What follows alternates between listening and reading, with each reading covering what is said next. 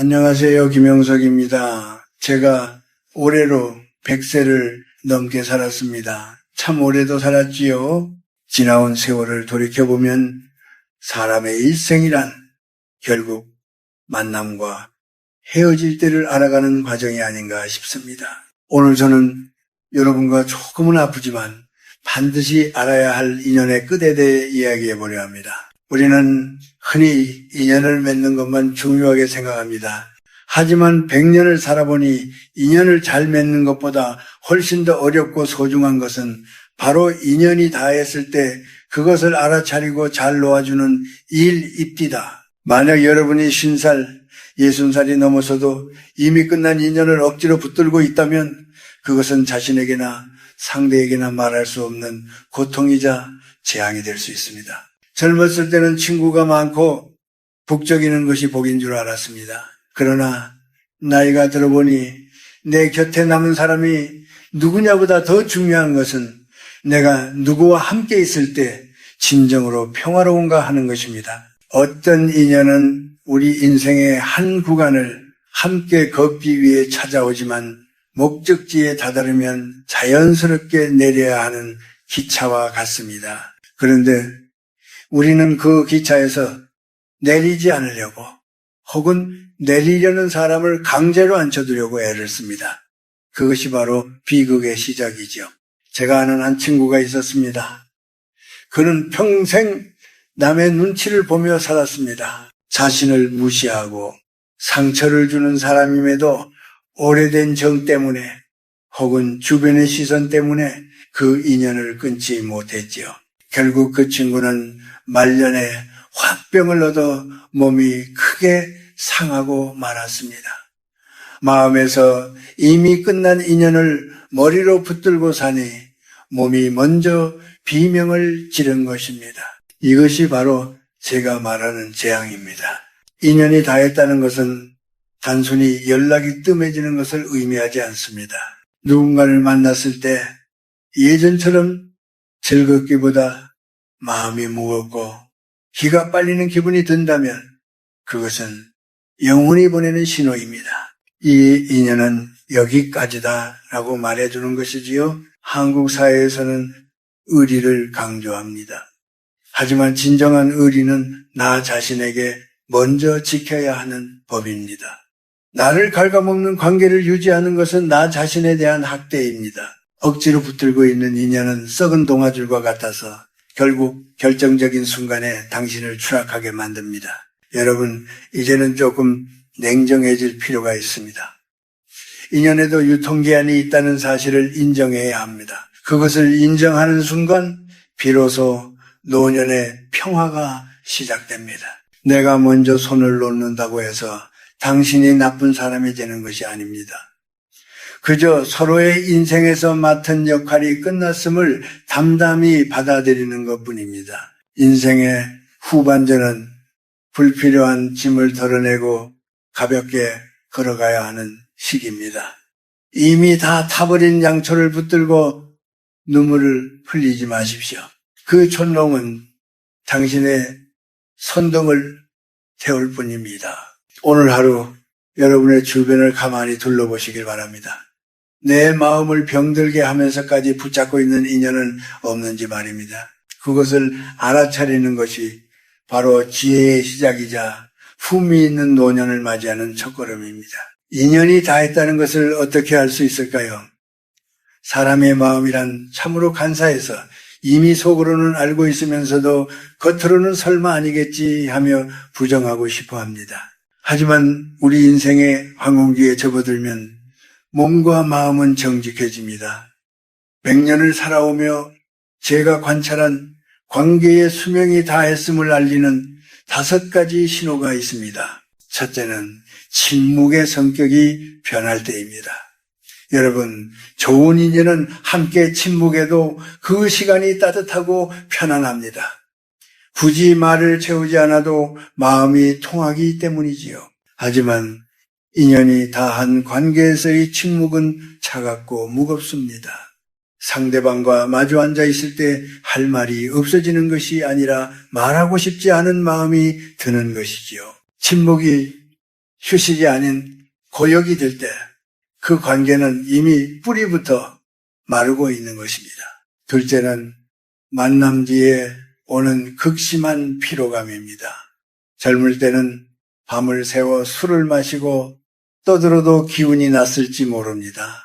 그러나 이제는 아닙니다.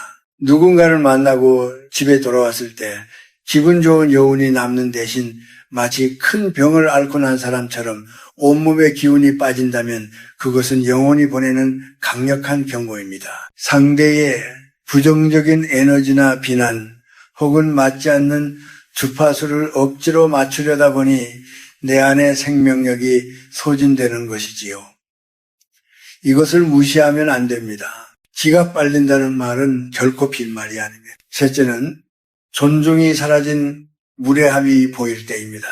인연이 깊어질수록 예의를 갖춰야 함에도 불구하고 어느 순간부터 상대가 나를 함부로 대하거나 은근히 무시하는 태도를 보일 때가 있습니다. 다 너 잘되라고 하는 소리야 라는 핑계로 비수를 꽂는 말을 서슴지 않지요. 노년의 삶에서 가장 지켜야 할 것은 인간으로서의 품위입니다. 나를 깎아내리는 사람 곁에 머물며 스스로를 초라하게 만드는 것은 나 자신에 대한 큰 죄를 짓는 일입니다. 넷째는 가치관의 괴리입니다. 산을 오르다 보면은 처음엔 같이 출발했어도 결국 각자의 보폭에 따라 거리가 벌어지게 마련입니다. 나는 인생의 본질과 평온에 대해 고민하는데 상대는 여전히 시기하고 질투하며 남과 비교하는 삶에 머물러 있다면 더 이상 대화가 섞일 수 없습니다. 가는 길이 달라진 사람을 억지로 붙잡고 보폭을 맞추려다가는 내 걸음마저 엉키게 됩니다. 마지막 다섯째는 우연한 악재의 반복입니다. 참 묘한 일이지요.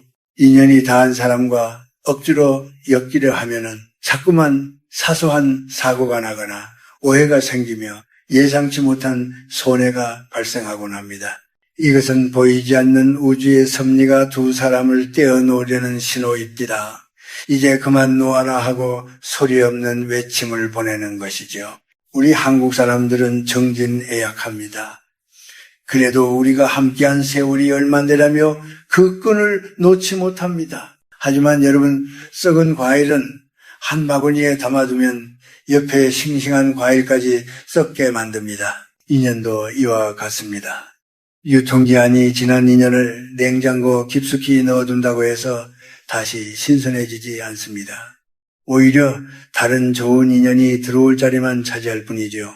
이 5가지 징조 중 하나라도 강하게 느껴진다면 잠시 멈추어서서 생각해 보십시오. 내가 지금 이 사람을 사랑해서 곁에 두는 것인지 아니면 혼자 남겨질 두려움 때문에 죽은 인연을 붙들고 있는 것인지를 말입니다. 지혜로운 자는 떠날 때를 알고 용기 있는 자는 그 손을 놓을 줄 압니다. 그래야만 남은 인생을 참된 평화 속에서 보낼 수 있습니다. 사람들은 흔히 인연을 끊는 것을 두려워합니다. 내가 야박한 사람이 되는 건 아닐까? 나중에 후회하면 어쩌나 하는 걱정들 때문이지요. 하지만 100년이라는 세월을 지나오며 제가 목격한 것은 제때 놓지 못한 인연이 결국 한 사람의 노년을 얼마나 처참하게 무너뜨리는가 하는 점이었습니다. 억지로 붙들고 있는 인연은 단순히 불편한 관계를 넘어 우리의 몸과 마음 그리고 영혼을 갉아먹는 독이 됩니다. 가장 먼저 나타나는 비극은 신체의 반란입니다.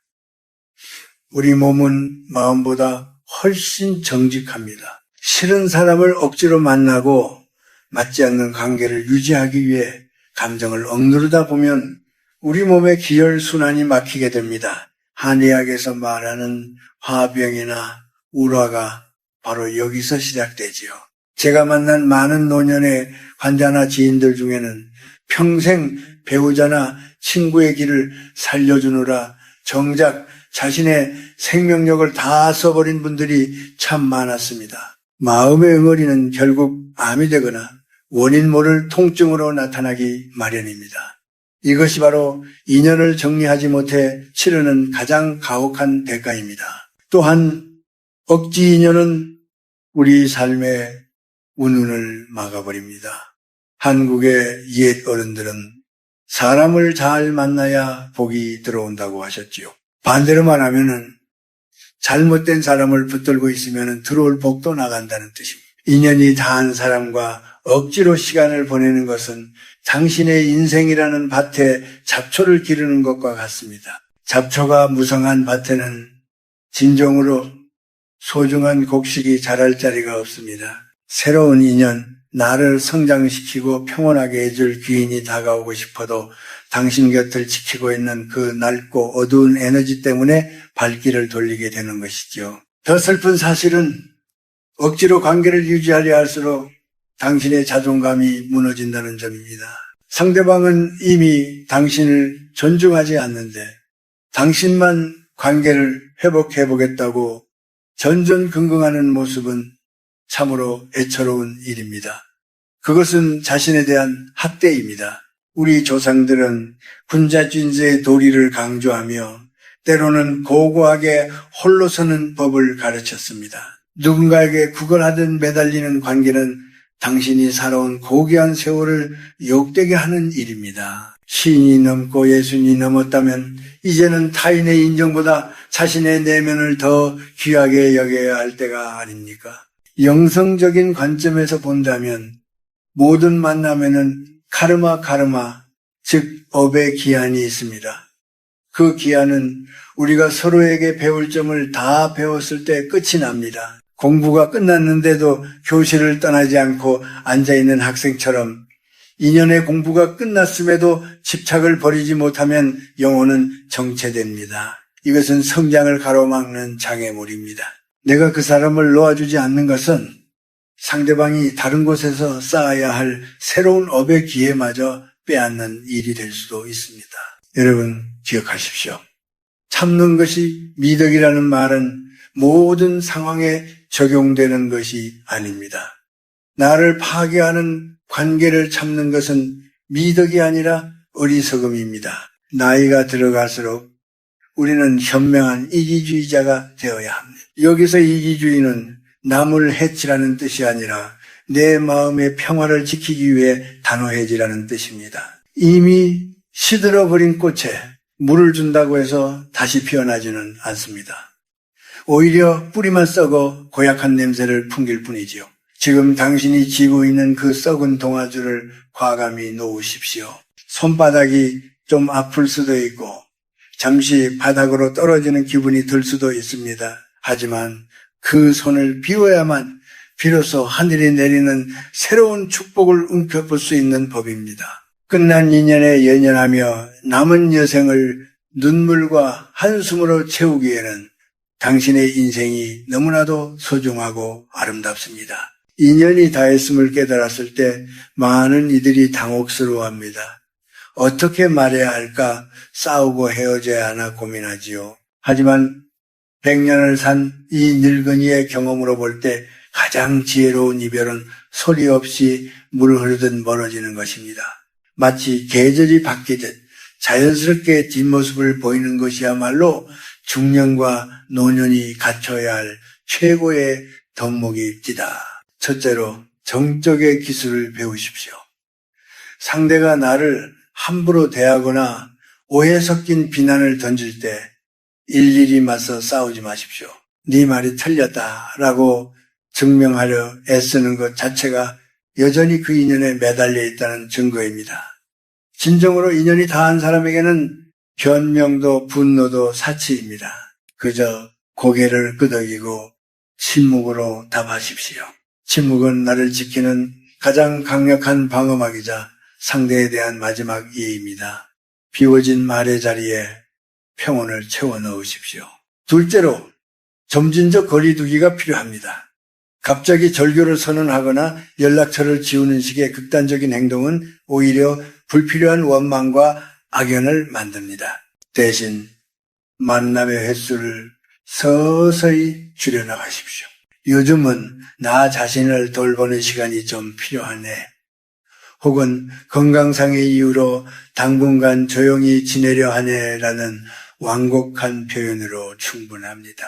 한국 사람들은 정에 약해 거절을 못하지만 이 시기에 거절은 나를 살리는 생명줄입니다.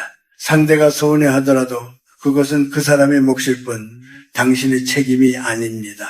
셋째로, 말의 단속을 철저히 하십시오. 인연을 정리할 때 가장 경계해야 할 것은 그 사람에 대한 험담입니다. 내가 그 사람한테 어떻게 했는데 그럴 수 있냐며 주변에 하소연하는 순간 그 악연은 당신의 입술을 통해 다시 살아납니다. 나쁜 인연의 찌꺼기를 입 밖으로 내뱉지 마십시오. 그저 우리는 여기까지였구나 하고 마음속으로 마침표를 찍으십시오. 비난하지 않고 놓아줄 때 당신의 격이 올라가고 업보가 깨끗해집니다. 넷째로, 환경의 정리가 동반되어야 합니다. 그 사람과 연관된 물건이나 추억이 담긴 장소를 정리하십시오.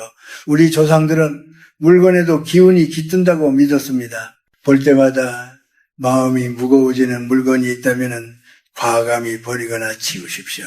비워진 공간에는 당신이 정말로 좋아하는 것들, 예를 들어 향기로운 차 한 잔, 좋은 책 한 권, 혹은 조용한 화분 하나를 두십시오. 물리적인 공간이 정갈해져야 마음의 먼지도 거치는 법입니다. 마지막으로 용서가 아닌 방생을 하십시오. 억지로 용서하려 애쓰지 마십시오. 상처받은 마음이 있는데 어떻게 쉽게 용서가 되겠습니까? 그저 그 사람을 당신의 인생이라는 호수에서 넓은 바다로 놓아준다고 생각하십시오. 당신은 당신의 길을 가고 나는 나의 길을 간다는 담담한 마음가짐이면 충분합니다. 용서는 무거운 짐이지만 방생은 가벼운 해방입니다. 인생의 후반전은 더하기가 아니라 빼기의 시간입니다. 불필요한 인연, 나를 아프게 하는 관계, 억지로 꾸며낸 사교를 하나씩 빼다 보면 비로소 진짜 나와 마주하게 됩니다. 혼자 있는 시간을 두려워하지 마십시오. 오히려 그 고독 속에서 당신의 영혼은 더 맑아지고 깊어집니다. 품위 있게 멀어지는 법을 아는 사람은 인생의 마지막 장을 아름답게 장식할 수 있습니다. 억지로 잡고 있던 손을 펴십시오. 손바닥에 밴 땀을 닦아내고 그 손으로 당신의 지친 어깨를 다독여 주십시오. 그동안 참 애썼다라고 말입니다. 그것이 바로 당신이 스스로에게 줄 수 있는 최고의 선물입니다. 이제 긴 여정의 마지막 장에 다다랐습니다. 100년이라는 시간을 건너와 보니 인생에서 가장 찬란한 순간은 화려한 무대 위가 아니라 모든 소란이 잦아든 뒤 홀로 앉아 마시는 찻잔 속에 있더군요. 많은 이들이 나이가 들면은 외로움이 찾아올까봐 겁을 냅니다. 그래서 이미 유통기한이 지난 인연이라도 붙들고 있으려 하지요. 하지만 여러분, 외로움과 고독은 전혀 다른 것입니다. 외로움은 타인에 의해 채워지지 않는 빈자리지만 고독은 스스로를 마주하는 가장 고귀한 시간입니다. 인연을 정리하고 남은 그 빈자리를 두려워하지 마십시오. 그 공간이야말로 비로소 진짜 인생이 시작되는 자리입니다. 한국의 옛 선비들은 신독이라 하여 홀로 있을 때조차 자신을 엄격히 다스리고 내면을 가꾸는 것을 최고의 덕목으로 삼았습니다. 신이 넘고 예수이 넘었다면 이제는 타인의 눈에 비친 내가 아니라 내가 바라보는 나에게 집중해야 할 때입니다.